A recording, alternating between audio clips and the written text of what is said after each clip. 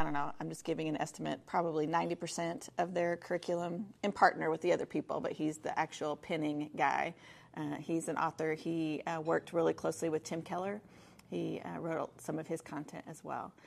But he calls this the Redemptive Frame 3D, kind of taking, I picture Tony Stark, you know, how he gets his screens and he looks at something and he goes like this.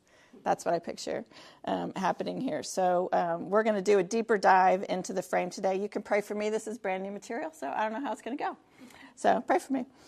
So every day we are facing, we are encountering the exploitative, the ethical, and the redemptive around us and in us every day. They are all at play inside of us. And this is what Scott calls the redemptive drama, that we're all dealing with it. This creates great complexity in our life. We see the effects of sin in and around us. We see the effects of common grace, God's kindness to us, to all people, regardless of their belief in Him or not. When we choose to step into the exploitative, we tend to wrap it in ethical language, right? When we make that choice. The exploitative impulses come to us for a good reason. We come up with a good reason why we're taking advantage of someone. You annoyed me, so I'm going to be rude to you. You know, you're not among my tribe, so I can take advantage of you. We're really good at justifying our choices. And there's no graduating from one level to the next. There's no graduating. Sorry. Michael? Hi.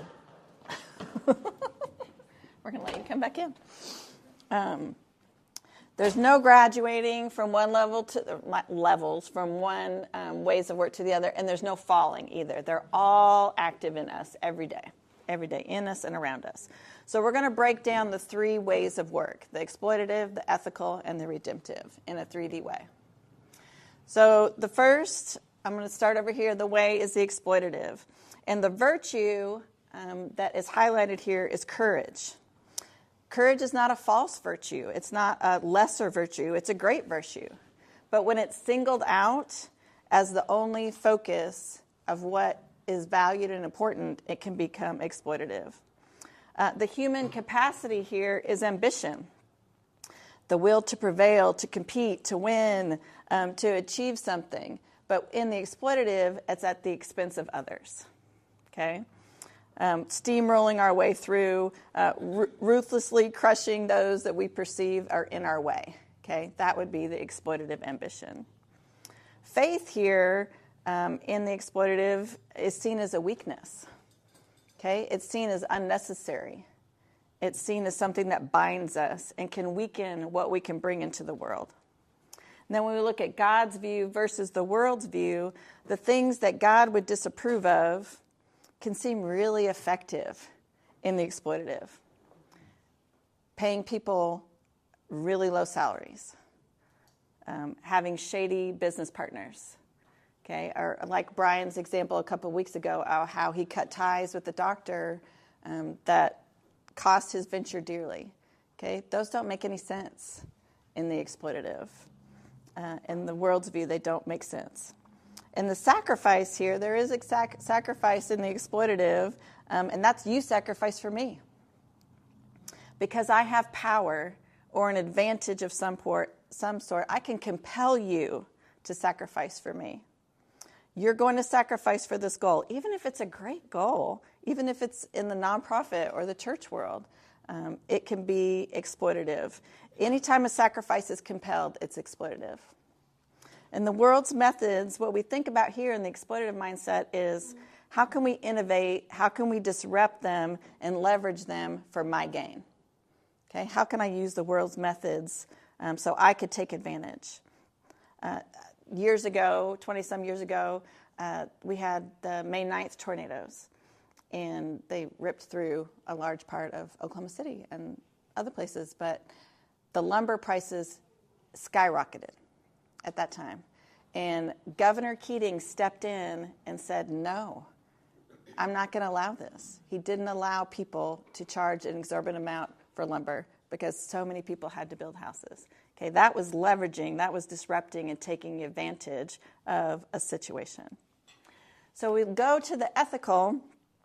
The virtue here is integrity, doing the right thing, and excellence. Okay, mediocrity is exploitative. Okay, if we choose to do things halfway, that's not so great. So we still need courage, right? We're going to start stacking these things. We still need courage. Courage is great, but we're going to add to it now the ethical, the integrity, and the excellence. The capacity here, we have the moral will to do the right thing, even when it's inconvenient. And we have the faith to believe unto salvation. We have the human capacity to choose Jesus, okay? Now, we still need ambition, okay? We're stacking those together. We still need ambition. We're adding it to doing the right thing. And when it comes to faith, we crossed off the weakens in the exploitative because faith, we don't see it as a weakening force, okay? We see faith in the ethical as constraining us from doing the bad, from doing the unjust things. Our faith, when we're walking with Jesus, creates boundaries that helps us avoid the exploitative, those choices that we experience every day that come to us. Our faith helps to create some boundaries. So when we look at the world's view versus God's will, the world's view versus God's view, the ethical way is God's wisdom that the world sees as human wisdom. Okay? Integrity, honesty, playing fair, adding value, excellence, hard work, do no harm. Those are all things straight from God's word, all straight from his word. But the world has incorporated them as just being a good human, right? Just doing the right thing, has pulled them in as being a good human. And the sacrifice here in the ethical is me for future me, okay? It's delayed gratification. It's long-term investment. We do the hard things now, and it'll pay off later. Those are great things. We all strive for those things. We all want to do those things. That's a wise way to live. Those are good sacrifices. And the world's method here, we neither reject them outright as being worldly. We aren't doing that because the world is doing it that way. We're not just rejecting it outright. Or we don't adopt them uncritically either as neutral. That's the opposite, and saying that everyone does it so it's okay. Padding our expenses reports, okay? Or fudging on our taxes, okay? Just because everybody does it doesn't mean that it's the right thing to do. So we could say that the ethical is the rejection of the exploitative. But you can see that that's not all true. That's not true straight across. We're still valuing courage. We're still deconstructing ambition as a God-given characteristic, okay? It can be used in a godly way. So we move to the redemptive. We're going to add all the ethical things to it as well, okay? Integrity, excellence, moral will, God's wisdom. They aren't just allowable. They aren't just okay. They are necessary for the redemptive to go forward, okay? The ethical is where we begin. The redemptive is harder. It requires all the ways of the ethical and more. So the virtue that we're going to focus on here in the redemptive is risky generosity. Choosing to be generous, even knowing that there's at least a chance that we're not going to receive a return on that. Okay? Risky generosity. The capacity here, human capacity of imagination, to see the redemptive possibilities and opportunities that we're presented with.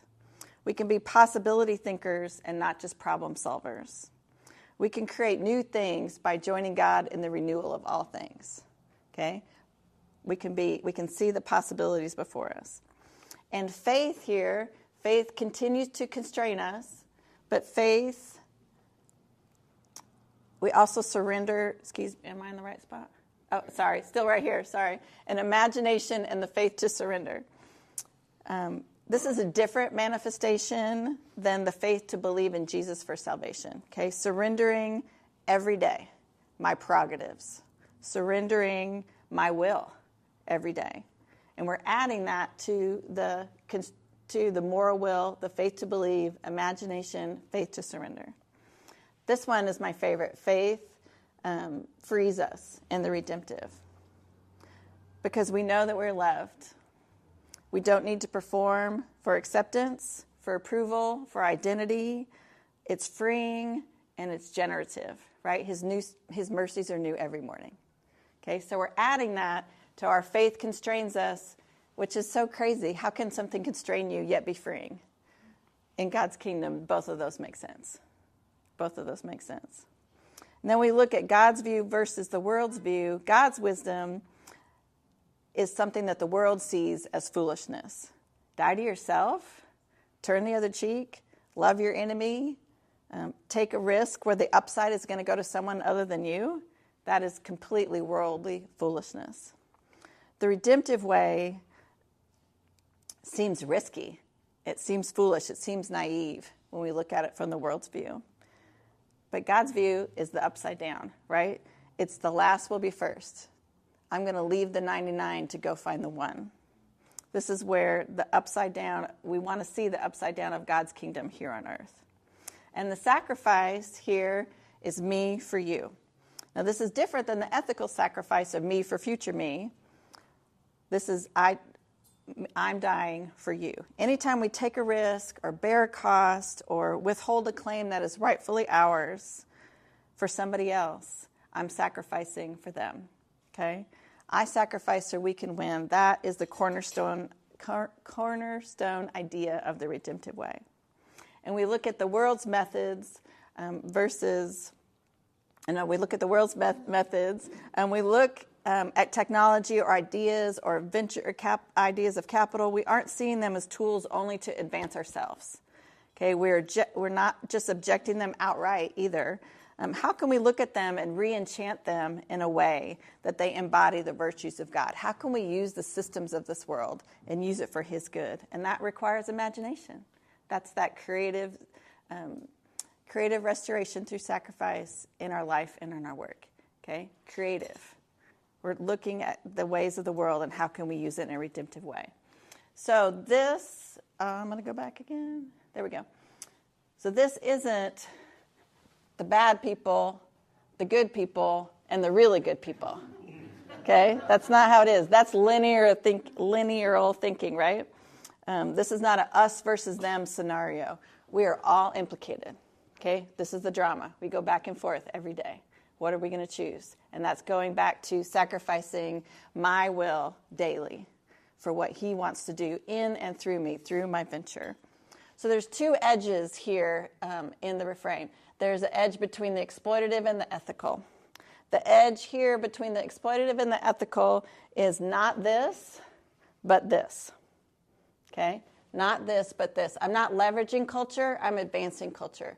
I'm not using people. I'm respecting people. Okay? Not here, but here. The second edge is between the ethical and the redemptive. And this is do this so that we can do that. Okay? Do this so we can do that. So I can learn to advance culture so we can renew culture. I can learn to respect people so I can bless people. I can learn to love and respect my neighbors so I can love and live sacrificially for them.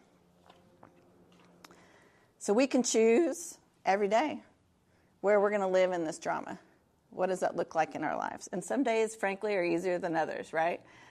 For me, it's depending on who's in the room with me sometimes, too, right? But it all still comes down to me. On your table, you have a little chart here. This is from Jason Loki. This is in your additional readings. This is from his book, Culture Bending Narratives. I'm going to go back here. This is just something that you can look at later. You don't necessarily have to do now. Most of this is ethical. Most of this is living in the ethical space. But it's a great place to start, but it's not our ceiling. Okay? It's not our ceiling. It's a great place to start. I want to stop or end today before Natanya comes up and talks to us about the rule of life. Miss Cynthia sent Lance and I an email this week.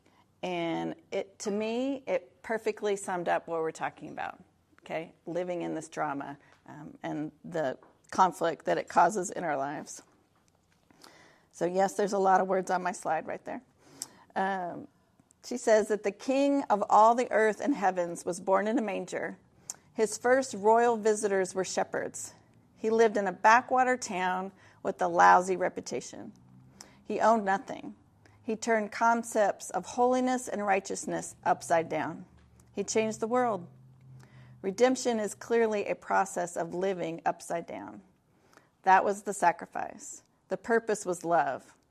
So to live and work in a redemptive framework, one must first and always act out of love, the kind of love that Jesus extended.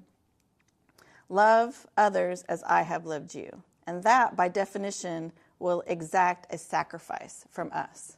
Okay, choosing to live that way will exact a sacrifice from us. A sacrifice of time, of money, of disappointments. I'm going to add hardship in here. Okay, hardship. And it will yield a reward.